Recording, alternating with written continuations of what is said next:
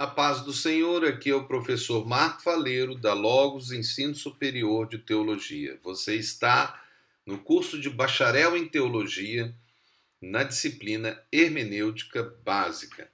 Este é o quinto AVA da aula dupla 7, que é a aula 13 e 14, a segunda parte da aula 14.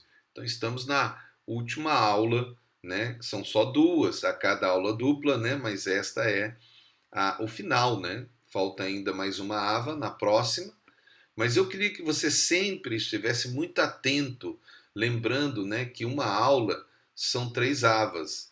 Então você precisa de ver as 3 para entender o material daquela aula, né? E ver 6 AVAs para entender aquilo que é uma aula dupla, com todo o material construído por mim dentro de um capítulo. Mas nós estamos, sim, como material base, o livro-texto que você já deve ter, e estamos a trabalhar em cada aula dupla, como você sabe, os capítulos, né, do livro. E agora estamos em mais uma aula dupla, que é o capítulo 8, né, e nós estamos a falar de poética hebraica. Agora, não se esqueça que a hermenêutica tem hermenêutica bíblica, material e contextual. Quando nós falamos isso, eu creio que você já sabe o que é. Se não sabe, deve voltar a reler para saber, né? Nós estamos agora no capítulo 8, que é poética hebraica. Se você não leu, leia, né? Vamos continuar então agora a falar acerca da estrutura da poesia hebraica dentro do assunto do paralelismo, que é a base da poesia hebraica. Lembrando que a poesia nossa, vamos dizer assim, de influência portuguesa, ela tem o ritmo, né? Mas ela tem a rima como base, né? A questão sonora, né? Sem a questão sonora, ela se ligar na rima, nós não percebemos a beleza da poesia. Mas isso não é o caso da poesia hebraica, que é a poesia bíblica. E nós falamos que, então, a grande base da poesia hebraica é o paralelismo. E nós já falamos acerca de 4 pontos: o paralelismo sinônimo, o paralelismo antitético, o paralelismo climático e o paralelismo quiástico. Agora nós vamos tratar nesta AVA o completivo e o sintético. Comecemos então com o completivo. Então, o paralelismo completivo, que também é chamado emblemático, os assim chamados de paralelos completivos são aqueles em que o segundo constituinte coincide com o primeiro e o desenvolve até um ponto pretendido, elevando-o a um nível mais alto, ou usando uma símile. Daí alguns chamarem de parabólico, porque o completivo ele tem essa característica. Costuma-se confundi-lo com o paralelismo climático. No entanto, que é a ideia do clímax, né? No entanto, preferimos distingui-lo pelo uso associado da símile. Então, ele é um pouco diferente. Ele tem a símile e não a ideia da construção para se chegar ao clímax. Quando se fala de símile, explicando o que é símile, ela é uma comparação que se faz entre duas coisas que se assemelham. Semelhança, analogia, exemplo que se propõe e até parábola. Daí a ideia de ser talvez um paralelismo que é parabólico. Agora veja, dentro do aspecto da linguagem, de figura de linguagem, no âmbito da figura de linguagem, a símile é considerada a figura de comparação explícita, uma vez que existem outros tipos que comparam também, como a metáfora e a analogia, por exemplo. Contudo, a símile se apresenta como um recurso mais objetivo, e para isso, o que a caracteriza e a difere das outras é o uso de conectivos, para ressaltar a comparação que está sendo feita. Então,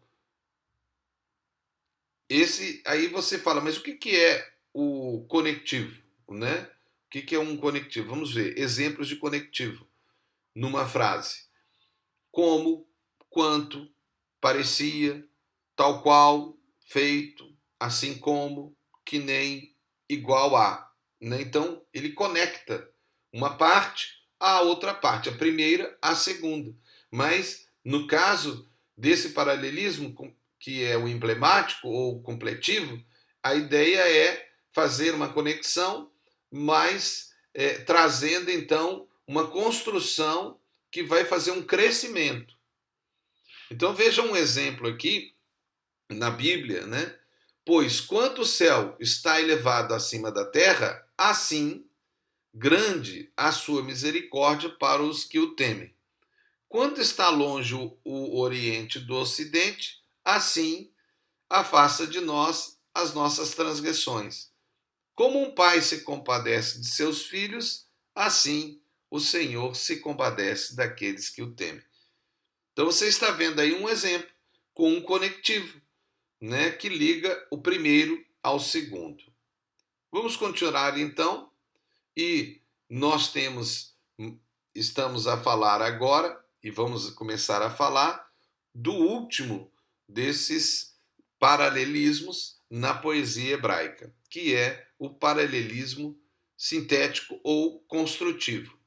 É aquele em que sucessivos paralelos unem-se da forma estrutural até expressarem conjuntamente uma ideia completa, né? Então, constrói até completar. É edificado sobre um pensamento. O pensamento do primeiro verso ou dos primeiros versos, se for o caso, serve ou servem de base para o verso seguinte. A segunda linha completa a primeira, suplementando o pensamento original. Vamos ver um exemplo? Está em Provérbios 30, 17. Os olhos que zombam do pai ou desprezam a obediência da mãe, corvos no ribeiro os arrancarão, e os pintãos da águia os comerão. Por acaso, até aqui ficou um pouco assim aquela poesia mais portuguesa, né? Com a questão da rima também ajudando. Mas você pode ver que nesses 4 versos o tema central é olhos. E cada par de versos faz-se necessário para expressar a ideia central. Os 4 versos apresentam-se em 2 pares, 2 paralelos completivos. Então está aí a proposta, né, que o professor Esdra Bento nos deu no seu livro, colocando o paralelismo com essas 6 propostas de paralelismo, né, que é o paralelismo sinônimico, que é o sinônimo, com 4 partes desse paralelismo, ou seja, 4 formas do sinônimo, né, que é o idênticos, o semelhante, o incompleto e o contínuo. O paralelismo antitético ou de contraste, o paralelismo climático, né, com a ideia do clímax, o paralelismo quiástico ou cruzado, o paralelismo completivo ou emblemático e o paralelismo sintético ou construtivo. Está no livro, página 266 a 276. Se você precisa de entender melhor, depois dessas avas, é claro, nós demos uma visão geral. Agora, então, vá no livro e leia, para que você possa estudar detalhes acerca deles e assim aprender mais acerca da poesia bíblica, que é a poesia hebraica, né? Sabendo também, claro, que a Bíblia ela tem a prosa, né? Mas então são coisas que você precisa de conhecer. Amém? Na próxima ava, vamos tratar de procedimentos poéticos. Recomendo já a leitura da página 276 a 280. Se você fizer a leitura antes, quando você ouvir a ava, será muito melhor para você. Essa é a forma que eu recomendo a todos os meus alunos. Primeiro leia, depois veja a vá ou a ava. Isso auxilia muito, né? Agora eu sei que tem alguns alunos que gostam de ler depois. Se você assim achar mais fácil, você faça então da maneira que é melhor para a sua compreensão, porque cada pessoa é uma pessoa diferente uma da outra. Aprenda como você aprende melhor, né? Porque cada um tem uma história. Não se esqueça de seus trabalhos escritos, tem data de entrega e é bom lembrar que os atrasos têm consequência. É o professor que determina a consequência, mas pode ser a perda até da nota ou a diminuição da nota. É claro, é o professor que irá determinar isso. E se você tiver alguma discordância de qualquer coisa, você tem o seu assessor pedagógico, no caso do sistema intensivo, ou o seu tutor, no caso do sistema modular. Amém? Todas as disciplinas têm trabalhos e leitura, todas. Então não pense que é só agora, não, são todos. Seja organizado no seu tempo. Dispense tempo para completar suas horas de atividade. Então lembre, o seu curso não é só, no caso do intensivo, ir na sala de aula nos 2 encontros semanais, né, que você tem 8 aulas, 4 aulas em cada encontro, né? Esse é o sistema intensivo. Mas não é só isso. Também é o seu trabalho em casa, os seus ACs, atividades complementares, com leituras.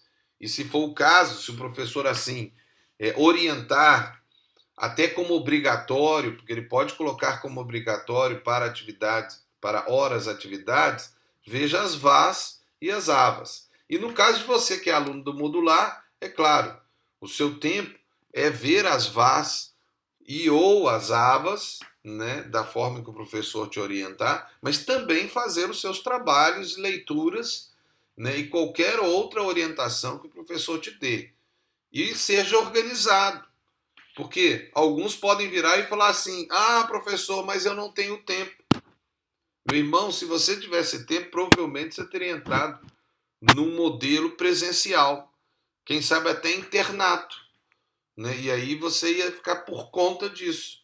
Mas se você está nesse modelo, é porque provavelmente você está envolvido com uma igreja, com um pastor ou um líder, ou você tem a sua família, ou você trabalha em algum outro emprego, né? Então você precisa de um sistema que se adeque à sua realidade. Eu não tenho tempo, então você tem que criar o tempo, porque você iniciou esse curso e você precisa de dispensar tempo para estudar. Eu sei que eu tenho enfatizado muito isso nessa minha disciplina, né? Mas isso serve para o curso de bacharel em teologia, até o final, e quem sabe até a licenciatura e até outras pós-graduações como mestrado, doutorado, não é? Pense nisso, né? Lógico, nós estamos numa disciplina inicial. Eu tenho que enfatizar muito isso. É a inicial, faz parte do isagogue institucional da Logos. Agora, se o Espírito Santo te orientou a estar nesse curso, ou em qualquer curso, ele irá te guiar para se organizar e ter tempo. Lembre-se que o inimigo está buscando uma brecha para trazer o erro e o pecado. Não dê essa brecha.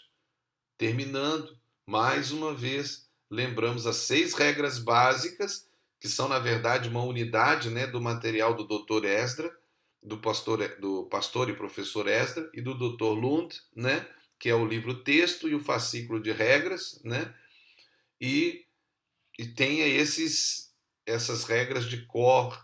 Eu creio que você já sabe de cor. E não se esqueça, né, que se você tem também um fascículo de apresentação, leia ele também. Amém? Então, que Deus abençoe você.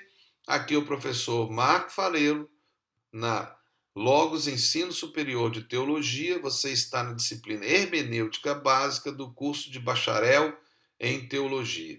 E eu sempre gosto de dizer aos meus alunos, o quê? Você se lembra? Já deve saber de cor, já deve estar até falando aí, não é verdade? É isto. Seja feliz, mas faça alguém feliz. Deus te abençoe. Eu amo muito cada um de vocês, em nome de Jesus. Amém.